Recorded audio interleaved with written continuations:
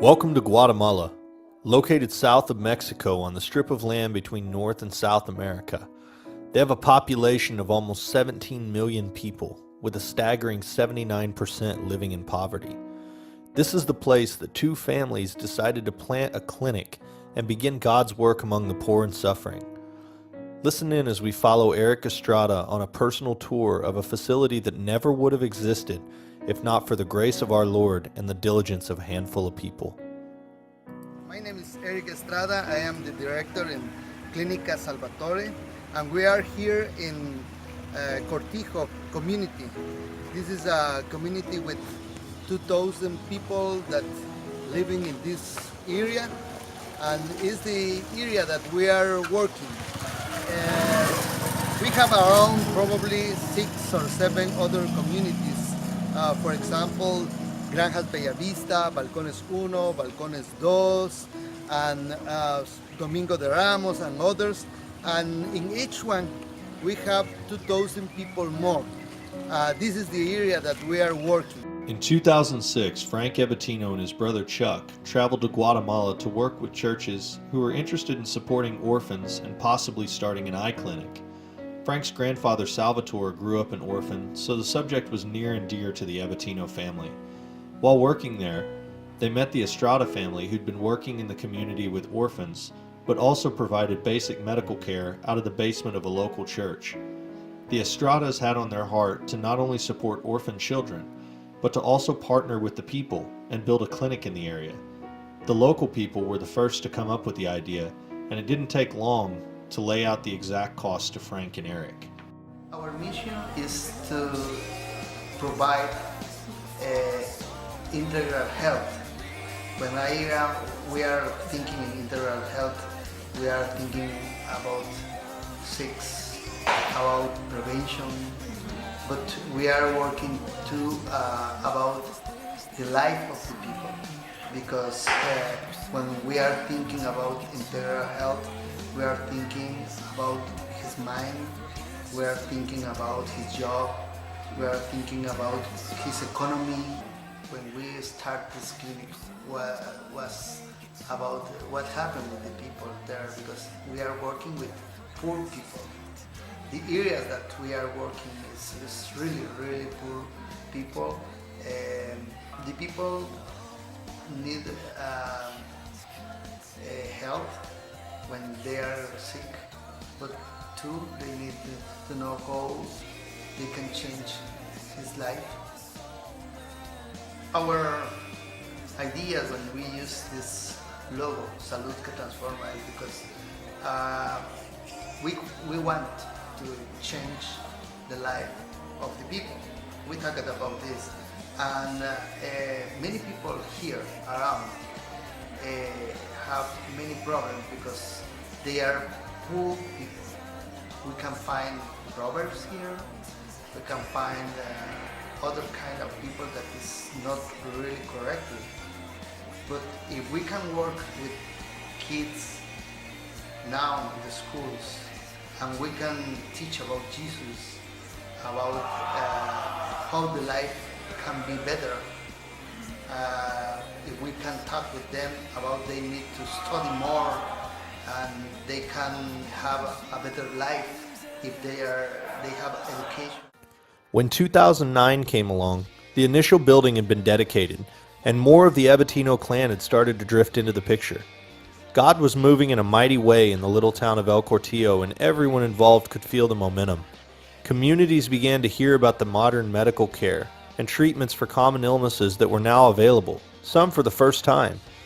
Eric was able to bring on more staff to handle the workload, and as the client base grew, they found new ways to serve the people by adding a department of physical therapy as well as offering dental and vision care.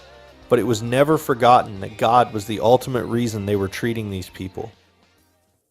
We are here in the clinic, and this is the living room, and in this area is the reception. Reina is the lady that is working with us here, and if you can enter with me, you can see we have the pharmacy too, and she needs to work with the patients, with the pharmacy, and write the names, prepare the clinic histories and send the clinic histories with the doctors. Here we are in the dental clinic. The dental clinic is a really good job that we are doing now. For 5 years we are working and we have many patients. Now the doctor is Dr. Esdras. He's working now, and her assistant is Auri. The kind of service that they are doing here is many fields, clean, endodoncy and other. And really we are very proud to have a really good dentist with us. In addition to the medical services provided by the clinic, they've also organized a nutrition program that helps keep many people properly fed. This is a large undertaking that happens regularly, and one of the biggest groups benefiting from this program are the children.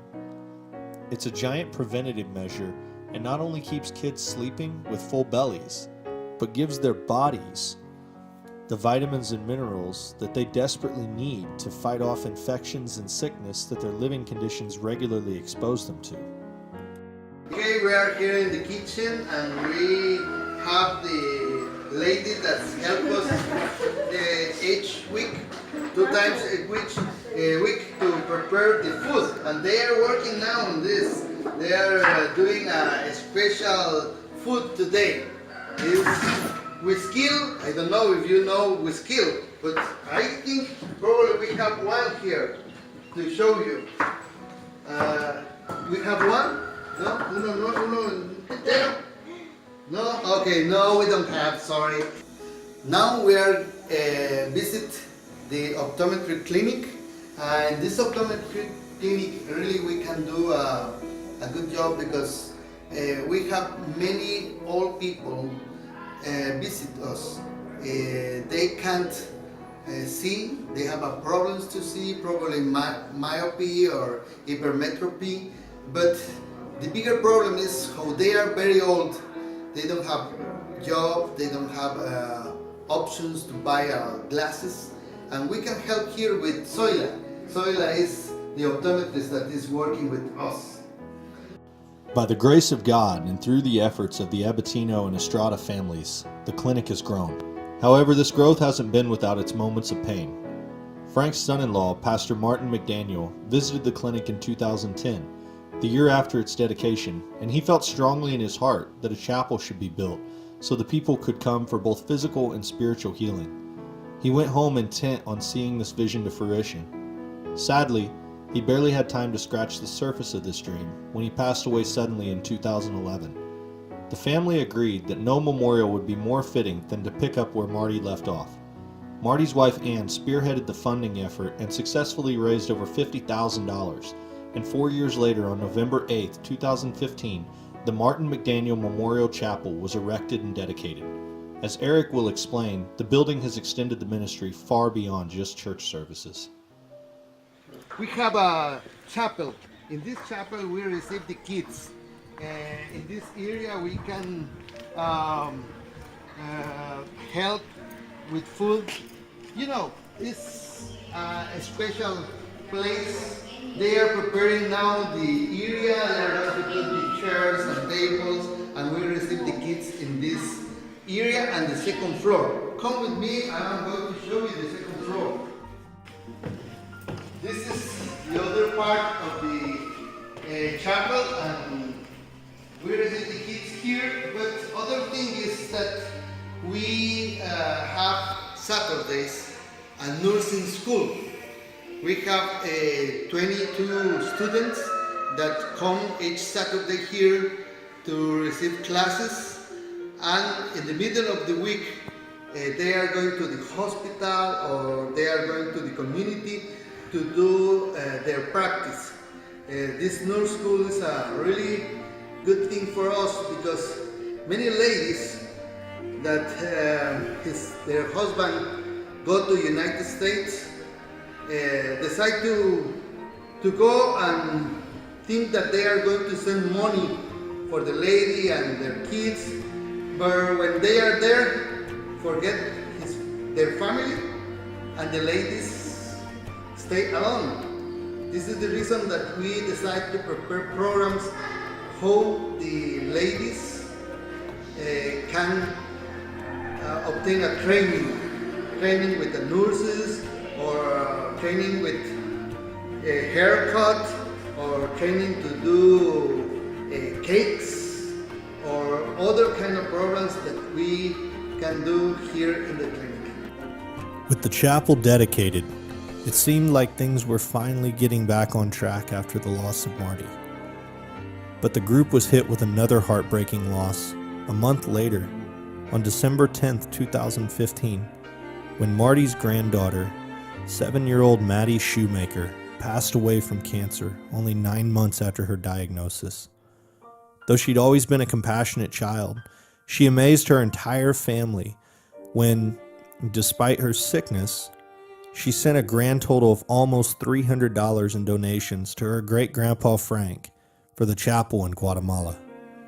Frank hung on to one particular envelope in which Maddie wrote her name and his, tore open a corner, put in a pin with the word Guatemala and a heart, and included $33 that she wanted to donate to the chapel. In typical Ebatino family style, they began building yet another wing onto the clinic to be dedicated to little Madeline, and in 2017 they marked the completion and dedication of the Madeline Ebatino Shoemaker Pediatric Wing. The building has been an enormous blessing to the area and has served hundreds of children since its construction. We have a program with 130 kids that 2 times each week visit the clinic. We give food, we give scholar reforms, and we give Bible classes too. And really, they help us too much in this area with the feeding program. Never one to sit still for long, Eric began loading his truck with equipment twice weekly and set up ornatas, or away clinics, in different villages that were too far away to come to him. Everything from medical chairs to band-aids went out with him, and before long he was setting up shop in 7 different villages that previously had little or no medical care to be spoken of.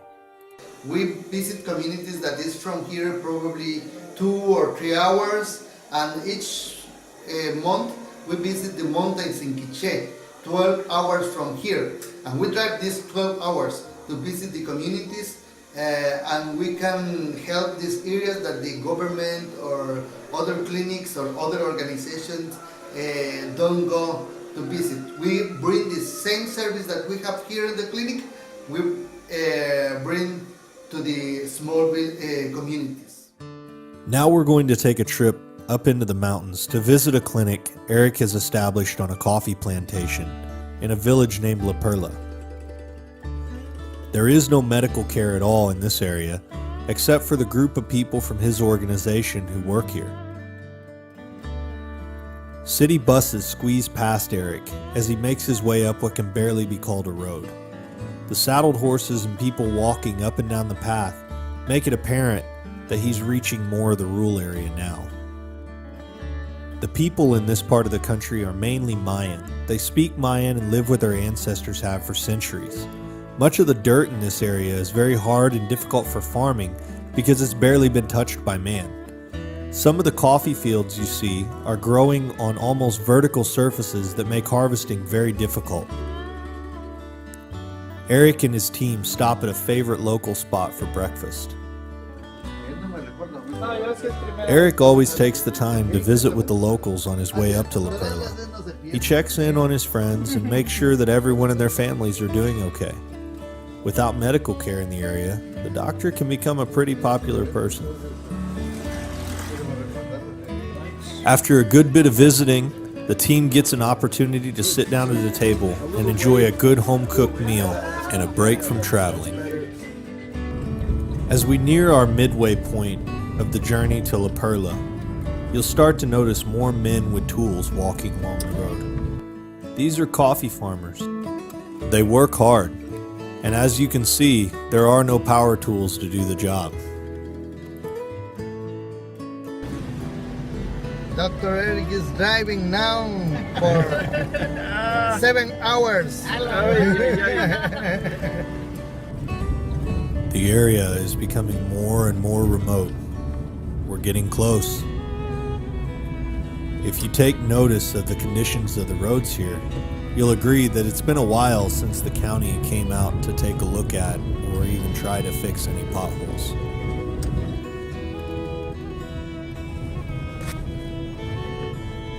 Are we close to La Perla now? Probably yes.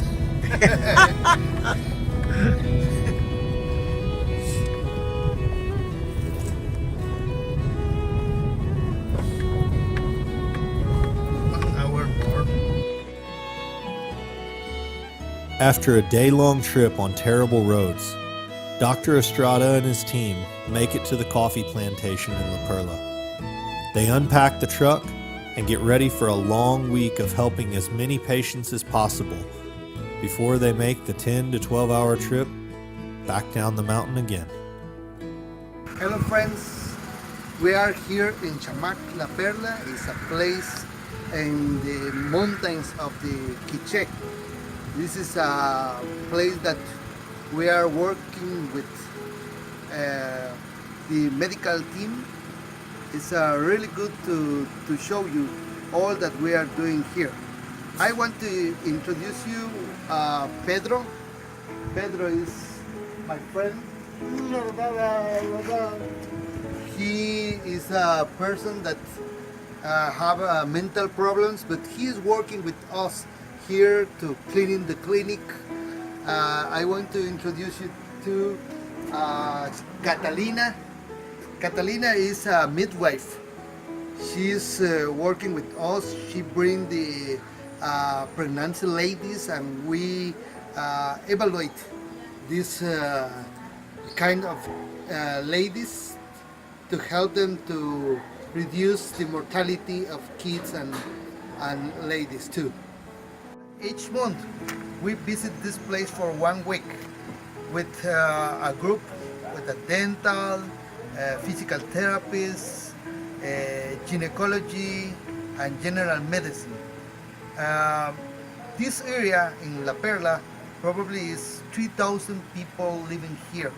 Around the La Perla we have other 52 communities that they don't have doctors or dentists or other options for their health. Our job is to provide this kind of service that the communities don't have, and it's really good to visit this place that we drive probably 12 hours to come here. The newest construction addition that the clinic has decided to pursue will be built on the exposed rebar of the roof of the pediatric wing. Plans for a second-floor surgical center have been laid out and are already in motion. This will absolutely maximize the impact the clinic is able to have on neighboring communities. However, construction is slowed down due to the medical need in one neighboring community who, without warning, was hit with the stuff of nightmares. Volcano Fuego, located only about 20 miles from the clinic itself, erupted onto the small surrounding villages and took the lives of 200 plus people, injured many, and displaced thousands. Eric and his team immediately loaded up to help, and armed with all the medical equipment they could transport, they began giving aid to local residents. God is using Clinica Medica Salvatore to reach his people, even in the most remote places and worst circumstances. Please continue to pray for and support this amazing ministry as it grows and flourishes, even in the midst of disaster.